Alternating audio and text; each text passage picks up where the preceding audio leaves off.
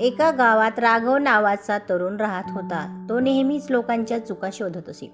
कोण कसे बोलले, कोण कसे चालले, कोण कसे काम करतात, त्याला सर्वांमध्ये दोषच दिसत. गावातली मंडळीही त्याच्यापासून दूर राहायची, कारण तो एखाद्याशी बोलला तर त्यातही चुका काढायचा. एके दिवशी राघव एका वयोवृद्ध ज्ञानी माणसाकडे गेला आणि म्हणाला, गुरुजी, मला समजत नाही, इथले सर्व लोक इतके चुकीचे का आहेत? कोणीच मला आवडत नाही.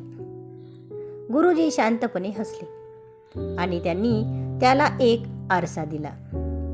हा आरसा घे आणि उद्या सकाळी बाजारात जाऊन लोकांना दाखव, त्यांनी सांगितले. पुढच्या दिवशी राघव बाजारात गेला. ज्याला ज्याला त्याने आरसा दाखवला, प्रत्येक जण हसत हसत म्हणू लागला, अरे, मला माझाच चेहरा दिसतोय. हा आरसा आहे, यात आमचेच प्रतिबिंब दिसेल ना. संध्याकाळी राघव गुरुजीकडे परत आला. गुरुजी, या आरशात तर सर्वांनाच स्वतःचं प्रतिबिंब दिसतं, यात काय खास? गुरुजी हसून म्हणाले, बाळा, जग असंच असतं.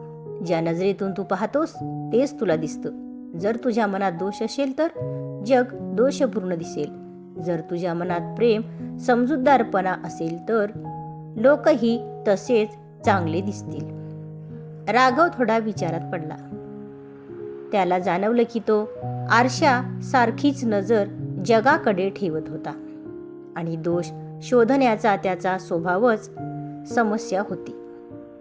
हळूहळू राघव स्वतःला बदलू लागला. जेव्हा जेव्हा एखाद्यात दोष दिसायचा तेव्हा तो आधी स्वतःकडे पाहत असे. काही दिवसातच त्याचा स्वभाव बदलला आणि पूर्वी अंतर ठेवणारी लोक त्याच्या जवळ येऊ लागली. बोध, जग बदलायचं असेल तर आधी स्वतःची नजर बदलावी लागते. तर मित्रांनो, कशी वाटली गोष्ट ते कमेंटमध्ये नक्की सांगा आणि चॅनलला नक्की सबस्क्राईब करा. धन्यवाद.